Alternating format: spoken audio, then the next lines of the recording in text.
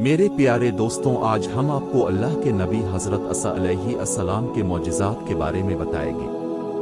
हज़रत ईसा अलैहिस्सलाम का मौजिज़ा बयान किया जाता है कि बनी इसराइल में एक शख्स था जिसकी बीवी निहायत हुसैन थी, जिस पर वो इसराइली कुर्बान था। चुनांचे जब इस औरत का इंतकाल हो गया तो इस इसराइली को बड़ा दुख हुआ और एक मुद्दत तक वो इस औरत की कब्र पर बैठा रोता रहा।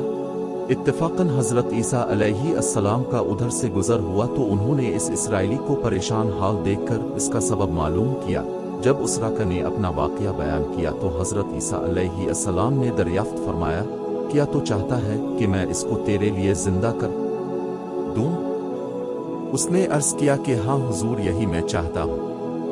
चुनांचे जब हज़रत ईसा अलैहिस्सलाम ने इस कब्र के मुर्दा को आवाज़ दी तो कब्र से एक हबशी गुलाम जिसके नाक के नथनों, आँखों और जिस्म के दूसरे सुराखों से आग की लिपटें अलिफट रही थी।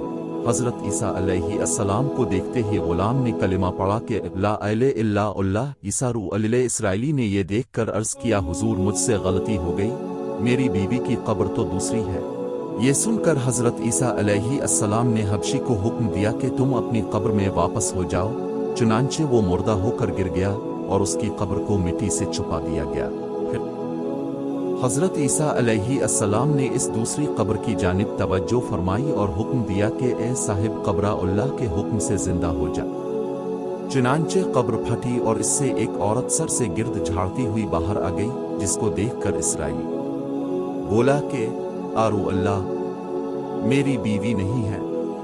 और हज़रत ईसा अलैहिस्सलाम के हुक्म से वो इसराइली अपनी बीवी को हमरा लेकर वापस होने लगा, मगर अरसा से जागा हुआ था, इसलिए इस पर नींद का गलबा हो गया और उसने बीवी से कहा कि तेरी कब्र पर गिरया विज़री और बेदारी ने मुझे हलाक कर दिया है, इसलिए मैं चाहता हूँ कि कुछ देर आराम कर लूँ। बीवी कहने लगी कि अहा है, अब आराम कर लीजिए।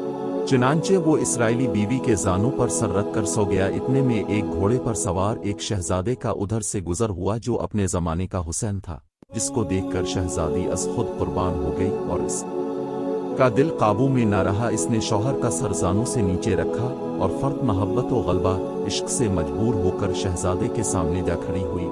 उधर जैसे ही शहजादे की नजर इस पर पड़ी, वो भी इसको देखकर इस पर फरिफ्ता हो गया और औरत की ख्वाहिश पर इसको अपने घोड़े पर बैठा कर ले गया।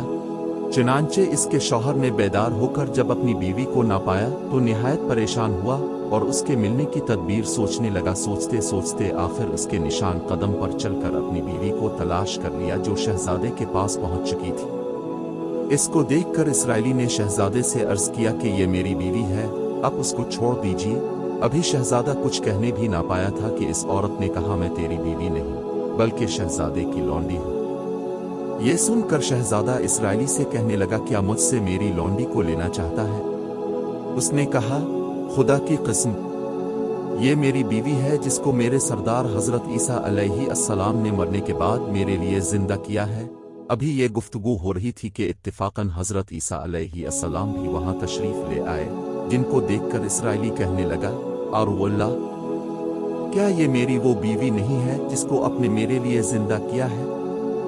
हज़रत ईसा अलैहिस्सलाम ने फरमाया कि हाँ, ये वही है। ये सुनकर औरत कहने लगी कि आरू अल्लाह, अलिफा शख्स झूठा है, मैं तो इस शहजादे की लौंडी हूँ। हज़रत ईसा अलैहिस्सलाम ने फरमाया, किया तो वो औरत नहीं जिसको मैंने अल्लाह ताला के हुक्म से जिंदा किया है। औरत ने कहा, आरू अल्लाह, बखुदा मैं वो नहीं हूँ। इसके बाद हज़रत ईसा अलैहिस्सलाम ने फरमाया, जो जान खुदा के हुक्म से मैंने तुझे दी है, इसको वापस कर दे। ये सुनते ही वो औरत फिर मुर्दा होकर गिर पड़ी और हज़रत ईसा फरमाने लगे कि जो शख्स ऐसे आदमी को देखना चाहे जो काफिर मरा था और जिंदा होकर ईमान लाया, तो वो इस हबशी गुलाम को देख ले जो फिर ईमान की हालत में मरा है, और जो कोई ऐसे शख्स को देखना चाहे जो मोमिन मरा था फिर अल्लाह ने इसको जिंदा किया और वो काफिर होकर हालत कुफर में मर गया, तो वो इस औरत को देख ले।